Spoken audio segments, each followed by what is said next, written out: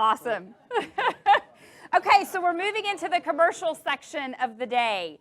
And we have two amazing individuals. One of them I had a little bit of contact with a couple years ago. I was looking for a mentor in the multifamily space. We had some conversations. I've learned some amazing things.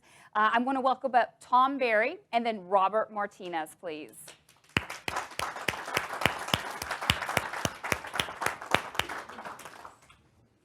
So you can pick a side, whichever side.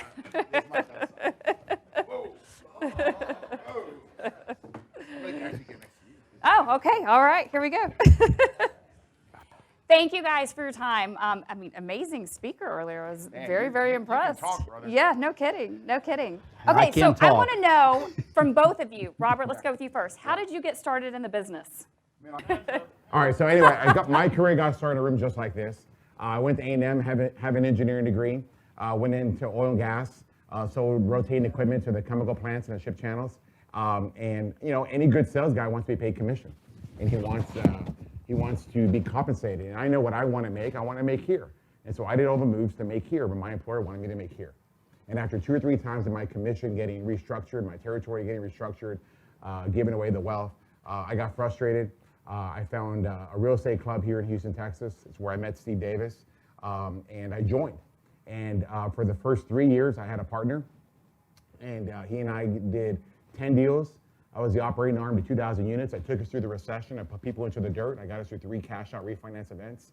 And then life happens and your partner tries to cut your throat.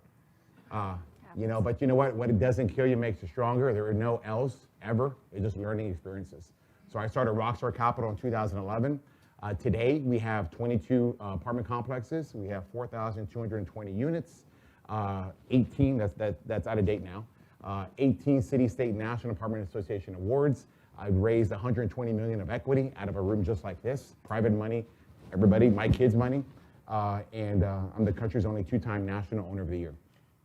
You stole the thunder. I was going to mention, he's very humble, but I mean, amazing awards and accomplishments within the industry. And I couldn't be more impressed with the National Apartment Association Independent of the Year 2 different times, not just one. So what were the years for that? 2013, 2019, and the year that I won 2019, we also won National Property of the Year. And you're going to go for a third, right? I have to wait 5 years. Oh, okay. Well, 5 years from now. Yeah. All right, Tom, tell us about your story. How did you get started? So I got started in 2007 when I lost everything. I was in financial planning. About 30% of my income came from stock market investing, and that dried up in about 30 days. And another 30% of my income came from mortgages, which dried up about 60 days later. So we lost about 2/3 of our income over a 90-day period. And so no jobs. My wife and I worked together in our business. She went to waiting tables at Cracker Barrel to put food on our table while I tried to figure out what the hell was next. Couldn't get a job anywhere. So one day she came home, she's like, what are we gonna do? And I said, well, if nobody's gonna give me a job, I just gotta make one. And she's like, I don't even know what that means. I said, it means we gotta start a company. It means I gotta start something. I had to get my own job. And she's like, with what? And I'm like, well, I was on the internet today and I read that you could get into real estate and you don't have to have any money or credit, so we qualify. She thought I was crazy, and I was telling Steve Davis earlier, you know, we had a whiteboard I put up on our wall in our living room. It was about the same size as this one. That was a 4x8 sheet of whiteboard from Lowe's. And I put a 5-year timeline on it. And I said, we're going to have a $2 million net worth and be completely financially independent for the rest of our lives at the end of 5 years. And how quickly did you hit that goal? 48 months. Amazing. Very impressive. Very impressive. So tell me a little bit more about the asset classes that you think present opportunities going forward in 2021 from this point moving forward as we're transitioning out of COVID. Yeah. As you know, there's some interesting market things going up and down. What asset classes would you recommend focusing on? So I love commercial real estate. You know, I started about the same time Brant and Curtis did. And, you know, I've done hundreds of single family homes. I still probably own 50 or 60 of them. But I love commercial. I've done a lot of apartment complexes, not nearly like this gentleman. But, you know, we were just independents. We would go out and buy a little apartment complex, 78 units or so. And we didn't do big syndications, things like that. We bought them in 2011 and 12, and then we sold them in 15, 16. We doubled our money, and for the first time in our lives, my wife and I are sitting on a ton of cash, right? So then we started looking at other asset classes, and I love apartments, but I'll probably never do another apartment because I look at asset classes. There's like this food chain for commercial asset classes. And they will pay you based on the management intensity of that class. And apartments probably will pay you the most because they have the most management intensity. If you own, for example, now one of the largest properties we own is a property over on Park Row. It's 74,000 square foot office building, much like this one, only half the size, right? It takes no management intensity whatsoever. I have clients in there. My tenants, my biggest tenant is Quest Trust. Okay, they're going to pay their note. They're going to pay their rent, right? Clients like that you just don't have issues with them. So I like right now. I'm a contrarian. I like office. Okay. Now you think, well, wait a minute, COVID. Everybody's work from home. Office. People aren't taking office space. Well, I beg to differ, because that building when we bought it was 94% occupied. Today it's 100. What changed? How did it go from 94 to 100 during this period of time? What changed, by the way, in a submarket that is only rented to 80. So we're outperforming the submarket phenomenally. What changed is the tenants that you do have want more space so they can spread their employees out. We had 4 tenants in the building take up every bit of space we had, which took us to 100% occupancy. So I think there are going to be a lot of office buildings, smaller office buildings, mom and pop type things, not A class like you're sitting in, but some B class, maybe some higher C class buildings with good tenant base that were over leveraged or paid too much for when they were purchased, that I think there's going to be opportunities, and we're going to be looking for that. The other thing that I'm looking for is the same thing on the retail side. And again, everybody's going to argue with me. Again, I'm a contrarian. Retail, are you kidding me? Amazon's putting all retail out. Look at all the empty box stores. Yes, that's true.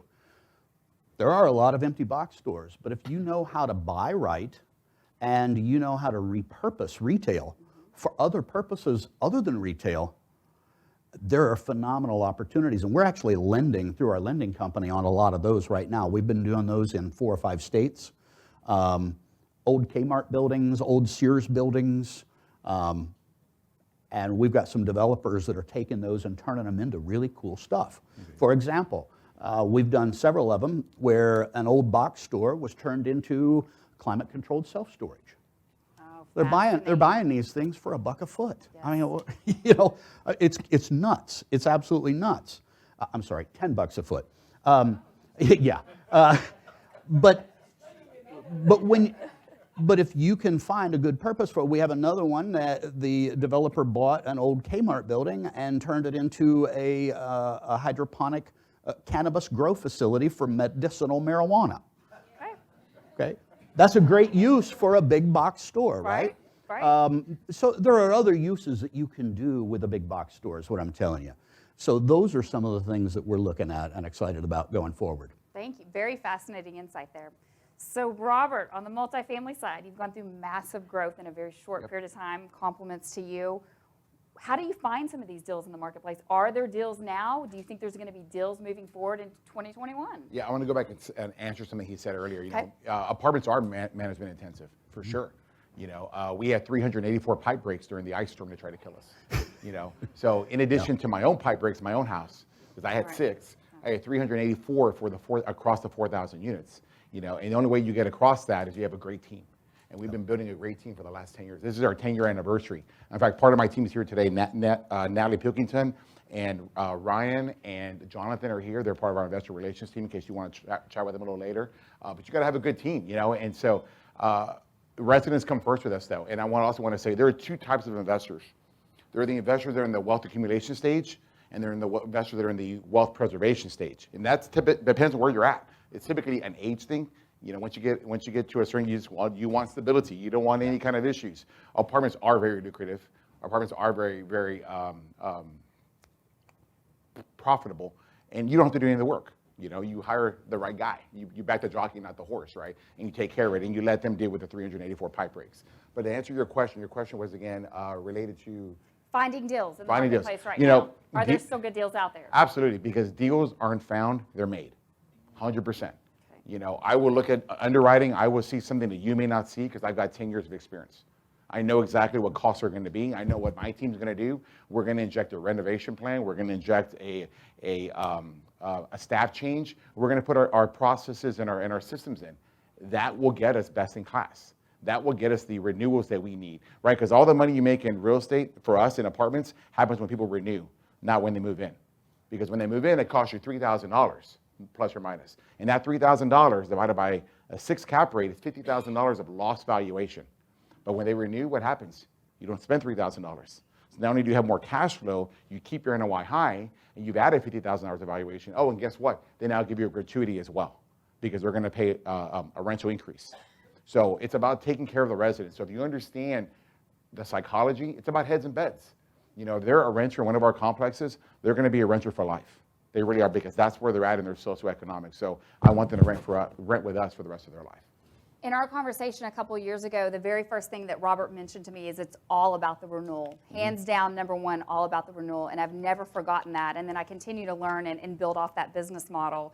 But don't ever forget, it's all about the renewal. Well, and it's very simple too, because all they want is you to honor your commitment. I want clean housing, and I want basic services. I want my water to work on demand. I want it to be hot, and I want my air conditioner to blow out cold air, and I don't want to have to call you, you know, at 9 o'clock at night. Part of a renovation plan is we put a new boiler. Part of a renovation plan is we put brand new air conditioners, because the number one reason why people move out is maintenance, and the number one maintenance headache is air conditioning. You can't have an air conditioning problem in Houston, Texas. It's got to be working. So we do that day one for us. Let's dovetail off of that, if you don't mind. How do property taxes affect your ability to manage or acquire assets? Yeah, property taxes are the devil. And property insurance is the cousin of the devil. It really is, right? Because those are what we call non-operating expenses. I can control what happens in the 4 walls of my business, but I have these other guys that are knocking on the door, and they're taking our NOI.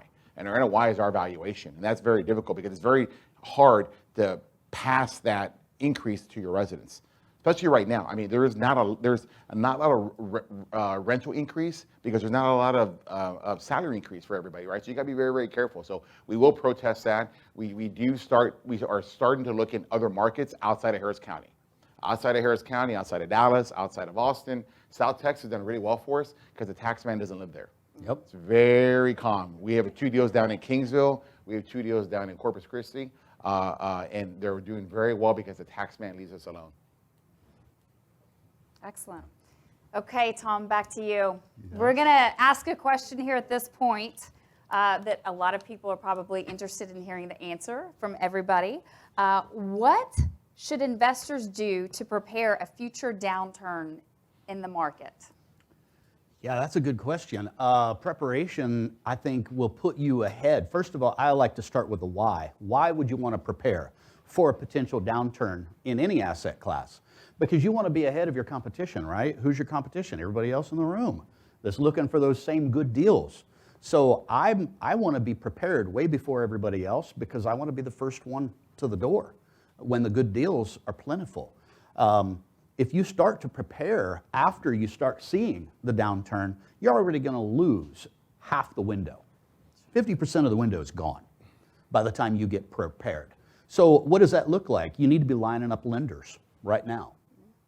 You need to be getting your own financial house in order, making sure that you have strong financials, making sure you have a strong balance sheet, making sure you look good to the people that are going to be either investing with you or lending to you, whichever the case may be, and putting together your marketing plan. You know, what am I going to go after? What asset class am I going to go after? How am I going to find these deals? And I agree. You know, there are always deals out there. I'm not waiting for a downturn. That's another misnomer. I'm not waiting for a downturn. I'm excited about it if it happens. You know, I will certainly partake, because that's when large amounts of wealth are built. My wife and I built the bulk of our wealth in a 22-month period. That's crazy. I've been in business 13 and a half years. But the bulk of our wealth, when I look at my balance sheet today, is a result of 22 months. So you think about that, when there is a downturn, that's when you can really run up the damn score. And that's what you want to do for your family, right? You want to run up that score and get as much of that as you can, because somebody's going to get it. Somebody's going to make it. Why not you, right? Why not you? So getting your financial house in order, getting your lenders ready, getting your mind right, right? I have a friend of mine always tells her daughter, get your mind right, all right? Well, that's what you got to do too. Mindset is what, 80% of being in this business? 100%, 80%. At least 80%, if not more, of this business is getting your mind right. So those are the things that I think people should do to get prepared for any potential opportunity. Good So what's interesting, right, is that when I heard that question, I took the other side. You know, I'm an operator, and I guard $120 million of your money. You depend on me to make sure that that check comes in every single quarter, that mailbox money that you expect. You expect me to guard that money with my life, right? So how do you do that? You got to be prepared. I'm not even thinking about downturn. I'm thinking about holding on to what I have. You know, we're very fortunate when COVID hit, we had 6 months reserves, full cash operating reserves. You never lose until you sell in real estate. You never lose. You never make your money yet either, but you never lose until you sell your real estate. If you're in out of cash, you are underwater and you're done.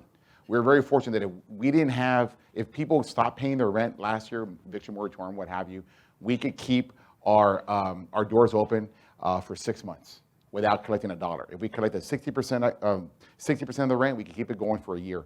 You've got to be thinking that as well. And we never discontinued our distribution checks, which is what you count on. You need that stability. So when you're thinking about it, I mean, opportunity is great, but I want to hold on to what I have, right? So you just got to make sure you plan for that downturn.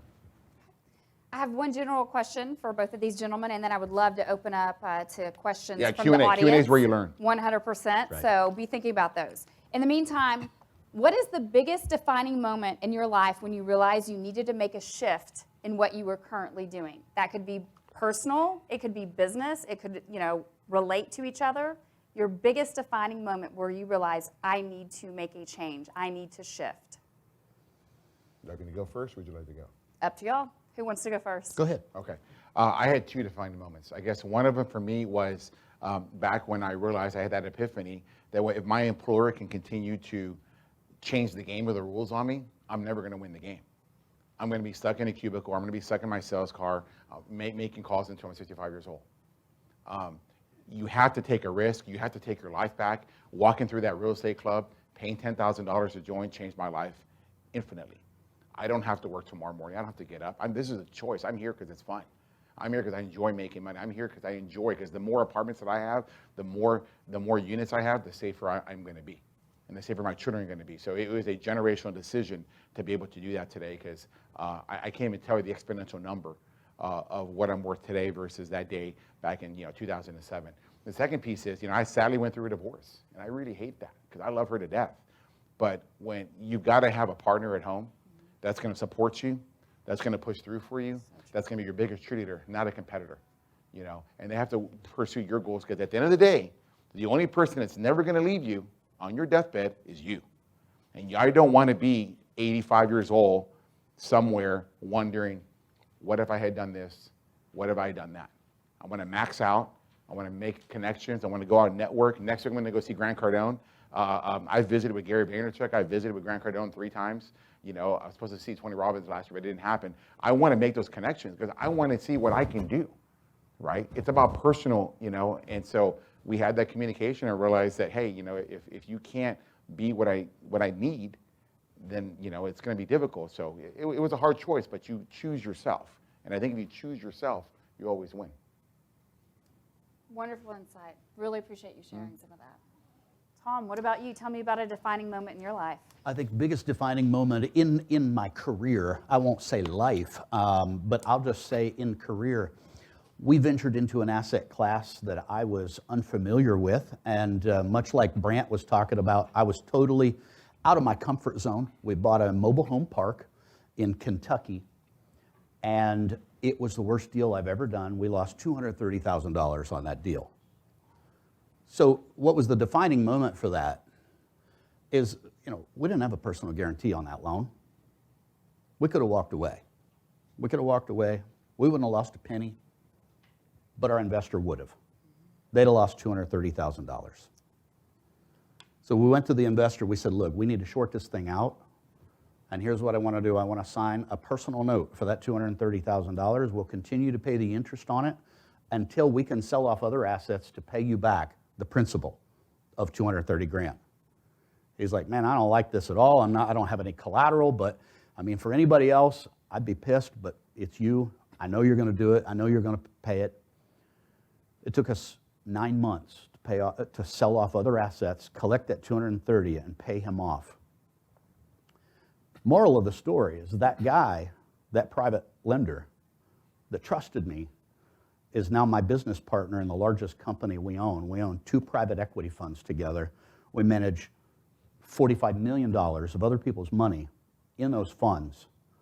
And that partnership would never have taken place if I'd have taken the easy route and not stepped up and been a man and took responsibility for my own mistake. In this business, when you're lending, when you're borrowing, or when you're partnering, do the right thing. Not the legal thing. I didn't say do the legal thing. I said do the right thing, because sometimes the right thing is even harder than doing the legal thing, right? Legally, I could have walked away. Don't ever do that. Always make sure your people are paid. If you're an operator like we are, we're responsible. We're responsible for that program. Whatever the program is that we raised capital for, always do right by the people you're doing business with. And if you do that, you'll build a reputation in this town like we have, where you'll raise money and not even try. So that was my defining moment. I was at a crossroads, and we were at a point we didn't have the money to lose. That's the other bad part. It would have been so easy to take that other fork. It would have been very easy to justify in my mind and make excuses, but we didn't do that. And that made all the difference today. Tom, you did the right thing. That's amazing. And it's so important to surround yourself with like-minded people and align yourself in those particular situations. And I think that's part of why you guys are up here today, is because you don't take the easy way out. You do the right thing. Absolutely amazing. Hands down to you guys. Let's open it up. Questions? Let's go, guys. James, Come on, right now. Let's go, number 1. Every speaking engagement, you learn the most from the Q&A. If I said, or you looked at somebody, you said, everything he touches turns to gold, what do you think that person would have? What qualities do you think he would have? I think he's a great people person, number 1. I think he understands people, because this is a people business. Pretty much that's true about anything. If you treat people right, they're going to take care of you. There's no I, right? Michael Jordan likes to say, well, there's an I in the win. Yeah, that might be true, right? But he didn't win alone, right? You have to have a team. You got to treat them right. You got to make sure that people know that you're invested in them so they can invest in you. I try very hard to give 51% of the relationship to my team. I try to get to know them on a personal level. I try to understand where they're at. And if I can help them in any way, for many of the people, whether it's buying their first car because they don't have the experience, they don't have the knowledge, I'll introduce them to the right people and say, hey, make sure you take care of them. You do not take advantage of them, right? Buying their first house, educating, helping them get out of credit problems on debt, sitting down with them on a plan. When you do that, people give you the best. And that's how you get that Midas touch. It's because people want to help you win too, because you help them win when no one else wanted to, including their family sometimes. I have a question. Yes, sir. Can you elaborate on the wealth accumulation phase versus the wealth preservation phase and how you handle that? Yeah, so in the beginning, I think that was something that I said. A lot of people are getting started in single family, and that's where they should get started, right? Because you've got to build your equity. You've got to build that cash reserve. You can't jump into apartments right now, right? You got to build your cash. So if you're short on cash, build. I think single family is a great way to do it. You buy it, you own it for a little bit, you flip it, you do it again, you do it again, you do it again. But once you get to a certain stage, you don't really want to work like that. It's a lot of grind. And you don't really want to. So you just want to kick back, as he was saying, and kind of like collect your mailbox money. And that's how they say where you start investing in different things that maybe have a lower yield, but they're safer. For example, in our world, Class A apartments are the safest, right? They're institutional quality. Blackstone wants to own them. Some REIT wants to own them because they're brand new, they're trophy class assets. but they're gonna make you a smaller return. And to make money in those, you're gonna have to hold them for a while and let time and rents go up, and so the forced equity grind. But in Class B and C apartments, which is close to what we're doing, we're gonna buy a value add deal. We're gonna buy something that needs some work, that if we are willing to inject the risk into it and the team into it, and you're willing to go through the up and downs of turning that rent roll, because people, look, real estate's easy, people are difficult. And somewhere in the middle, that's your profit. That's your profit, and that's true with your own team, and that's true with the tenants. So that's what I meant by that, is I think as you get to a certain stage where you really don't want to grind anymore, or you don't want to risk anymore, then you put in something safer. If you're earlier and you're trying to build your wealth, you want to take a little bit more risk. Next question. So, hey guys, so I have a lot of my clients, and I get the fortunate aspect is I get to see more behind the curtain on both you guys, and I've seen so many of the rates of returns both you provide, right, and how secure it is for a lot of your guys' investors that invest with you, right, and it always goes to the high end, which is great. So a lot of my clients are always asking me, and I never can tell them one way is better than the other. Man, do I want to do a note, right, and buy like a note of some sort, or do I want to do the syndication? Which one's going to be better for me? And I never can go ahead and elaborate too much on that. So can I get your guys' take on, do I want to do the note? Do I want to do the syndication? Right. Well, it depends on how much active participation you want to have as an investor, right? If you want to do all the due diligence that it takes to properly write a note, right, to properly lend money to somebody else on a project, then you may make a little more. You may not. I invest in syndications as well. But it really depends on how much work you want to put into it. Investing in a syndication, you really only have to do one thing in my mind, and that is look at the syndicator, look at the sponsor, and say, what kind of track record does this person have? What kind of projects have they turned out in the past? Obviously, just like in the stock market, past performance does not always indicate future returns. However, it's a pretty doggone indicator, right? It should. It should. It is a pretty doggone good indicator. So really, when you're looking at a syndication, or in my case, a private equity fund, look at the operator. Who's running this thing? Who is the syndicator or sponsor? Who is the fund manager? And look at their track record. If you're actually out there doing private lending, you got a lot more work. You got a lot more work. And I'll tell you, from experience, looking at a lot of horror stories, most people do not have the knowledge they need in order to do private lending transactions. I'll also tell you that the rates of return that you think you're making in those private lending transactions can easily be made through syndications and funds that we do, easily, without the risk that you're taking as a private lender. Yeah, I don't know a lot about notes and private lending. I know apartments. That's what I do. I have no other focus. I don't own a car wash. I don't know any. I own property management company, and I use my management company to syndicate, and that's what I do. There's an appreciation in the syndication with apartment seal. There is a tax savings, monster tax savings, that can offset. Like I get a stimulus check. I think that says it all, right? And I will get it. And even when they reduce the level down this next year under the new administration, I will still get a stimulus check, because I have enough depreciation losses from my apartment deals, which you can too, that brings my number down to zero. It's not about how much you make, it's about how much you keep. Agreed. Yeah. How is this the environment with the stimulus checks, the coronavirus? Do you mind if we do the microphone so everybody can hear really quick? It's coming your way. In regard to today's market with coronavirus, stimulus checks, I mean, what's it looking like? I mean, what are y'all expecting to happen in 3, 4, 5, 6 months with the apartment In the rentals? apartment world? Yeah. Well, right now, I survived the recession. I was there. I know what it was like. There was no stimulus checks like that. There was no PPP loans. There was no 6 point something unemployment. There was no unemployment benefits, extended benefits that where you make more money at home. It is an absolute game right now, and our tenants know that, and they realize that we cannot evict them. So the adult has to step up and pull the pacifier out. So what we have started is landlord liens. Do you know what that is? Anybody know what a landlord lien is? Look at the back of your lease agreement. That means if you owe me rent, I will go into your apartment. I have the legal right to go in your apartment and take that brand new Samsung TV that you bought instead of paying your rent. And I promise you, it sounds like, my God, what are you doing? No, I'm protecting you, my $120 million of equity. That's what I'm doing. And we have had tremendous success with that. People paying off $4,000 and $5,000 balances because they want their TV back. And guess what? They had the money. They had the money to pay. We had brand new BMWs outside. We have Samsung boxes at the dumpster. And my manager had been sitting here like, I can't evict them. We're not allowed to evict them.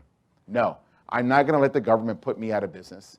I'm going to make sure that I understand exactly what my legal obligations are and what your legal rights are. If you don't pay, that's okay. There is remedies for it. And I would lean that PS5. I would take that coffee pot. I would take things that would make it difficult for you to stay here. And you have two choices. You will either pay, because you know I figured it out, or two, you will leave, which is great, because I'll get my apartment back and I'll lease it to somebody more creditworthy, and we'll start making money again. Yeah. We have the same thing on the other commercial side. So, you know, we got this office building, and we close on the office building 2 months before the shutdown. Talk about pucker factor, Right. okay? There was some pucker factor going on right there. So I'm like, oh my gosh, are these people going to continue to pay? I mean, you know, what's going to happen? So we had 2 tenants that tried to game that same system, just like his tenants did. They're like, oh, well, we can't pay. But again, we go to our leases. And you know, our legal director went through the leases with a fine-tooth comb, and she found little things just like that. So we go back to the one, and we said, look, we don't think your problems are COVID-related, and in the lease, it says that at any given time, we can call for the last 2 years' tax returns, financial statements, and balance sheets on your company. We'd like to have those so that we can determine if this is COVID-related or not, and what you might qualify for in relief. They wouldn't give them to us. Yep, because they're lying, straight up lying to you. So they just started paying their rent. Good job. Boom. The other one, we had a similar, again, it was a different clause in a lease, but boom. Everybody, 100% without fail, has been paying their rent every single month on time. You just need to educate them and remind Every them. single one. That's all you Because gotta we weren't do. going to play. Yep. We weren't going to play with them. Yep. And by the way, we also reminded them that they had personal guarantees on those leases, and we intended to enforce, regardless of whether they skipped and moved out or not. We had looked them up. We knew what their net worths were. These are not apartment dwellers, okay? These guys have high-dollar lease. They have high net worths. And we held them to it. We also remind them too that you don't have to pay your rent here. Just remember though, the next place you live will not be as nice as this one. That's right. Very true. Because it's only going to take people like you that break their leases, and that's going to be lower end, for sure. So number one is you just got to remind them who the landlord is, what your obligations are. Only real estate is like adult daycare, and you got to treat you got to treat them like that. Let us get you a microphone, and we'll start in the blue, and then, well, we're flip-flopping. Both in blue. There you go. Ladies first. Ladies first. I saw the blue, and I saw the blue. I'm like, well, we can't go Can you wrong talk a little here. bit about best practices on collecting apartment rents? So is it, because I heard you say something about collecting checks, but there's so much technology out there. Well, We for can sure, speed we up don't. collection. We don't. In our communities, I assume that was directed to me. Our community, we're 100% online payment. We've been like that for 3 years because I don't want any of that. That's where we're at. If you don't live on the phone today, then you don't exist today. That's your brand. That's your marketing, and that's also the way people work. Everything is on demand. Netflix, Amazon, everything's there. You know what survived? Who the big winners of the recession are, of this COVID? Amazon, right? Netflix, Zoom, right? You know who else? Apartments. You know why? Because you got to have 4 walls and a roof to enjoy those other 3. We did fantastic last year. We had a 10% rise in NOI because everybody renewed. They were afraid to go anywhere. They needed an address for their Amazon. So on your answer for, they needed an address. That was good. The property management software we use, they have that included. So we just say, hey, these are it. This is how we operate. It's 2021. Get with the program. We don't allow checks. They reduce a lot of liability in the office. One time early on in my business, I got my car broken into when I stopped to have lunch before taking $8,000 to the bank. And I lost a bunch of money orders, and I lost cash. I lost all kinds of stuff. That reminded me of that. I'm like, yeah, I'm not going to ever let that happen again. Nor do I want someone to break into an office and take all that rent money. It just removes all the liability, and it makes you an adult. Pay your rent online, like everybody else. Well, it takes away the excuse of, well, I mailed that out. Didn't you get that? You know, get it. Yeah, because you have until Take the 11:59, and excuses away. it's not late. Thank you for the question. Thank you guys so much for all your advice today. So I've just recently I'm going all in into my investing career, early stages. And so I'm curious, Tom, if you were to give me advice for my 2,048 months plan, what would that look like today in getting started? So you've got to decide where you're starting from, first of all, and this is rhetorical questions, but you got to take a look and take an inventory, right? Where am I? What is my knowledge level? What are my assets? What do I have to work with? What is my network? Because those are really the things that you're going to need to succeed in real estate, right? I assume when you say investing career, you're talking about being an operator, actually going out and doing deals, not just being a passive. Knocking on doors and up. Right, right. So with that, you're going to need to have a network. You're going to have to accumulate some assets, and you're going to have to accumulate knowledge. Those three things, maybe not in that particular order. So get around somebody that can get you coaching. Get around networking events. Thank goodness, some of them are on Zoom now. Now some of them are not. Here we are. And you're going to have to start meeting players because you're going to have to take action. Back to what Robert said earlier, to this gentleman's question about wealth accumulation versus wealth preservation. I've always been a big proponent of understanding that. Back when I was in financial planning, we talked about those same two phases of life, right? In the accumulation phase, you have to be buying assets. There's no way around that. You cannot accumulate wealth without buying assets. So is flipping going to build you a lot of wealth? Probably not. Not unless you're the biggest flipper in the town. Is wholesaling going to accumulate you a lot of wealth? Probably not. Not unless you're the biggest wholesaler in town. There are a handful of them, but it's like being picked for the NFL, okay? Very small chance. So what is going to guarantee you are building wealth? Buying assets, accumulating assets. So the first thing people will tell me is, yeah, but Tom, I don't want to be a landlord. Well, then go find something else to do. Because show me another way to accumulate wealth in a very short time frame, which is what your question was related to. Show me a way of accumulating wealth in real estate in a short time frame without becoming a landlord. Yeah. Let's call it what it is. You need to be a landlord in order to achieve the goal you just described. You have to. So now you can pick what asset class. You can do single family little crappy houses, which is what I started with, and then I moved into C-class apartment buildings. You can do nice B-class apartments. You can do an office center, a strip center, whatever.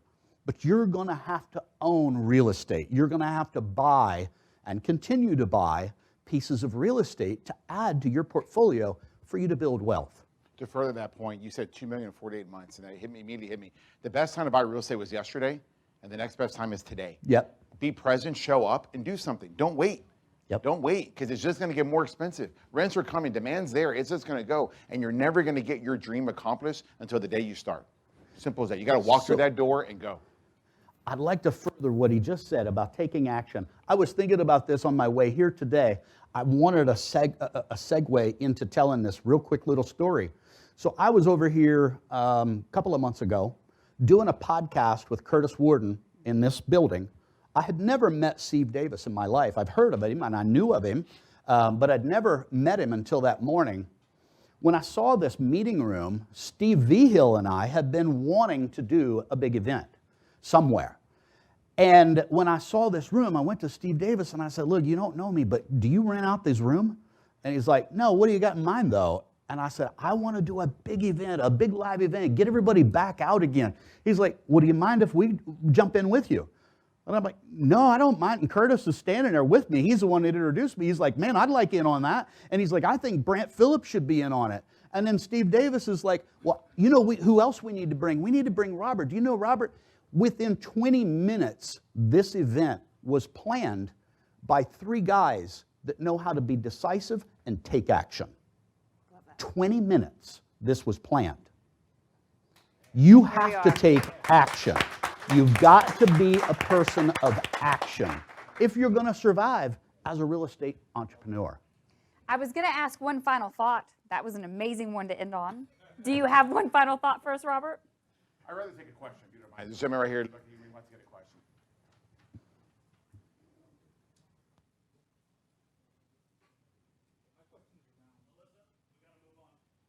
Last question. Oh, man. Wait, tacos and mimosas. We got the question. My apologies. All right. Thank you so much, Steve, Robert, for your time, your knowledge. Thank you.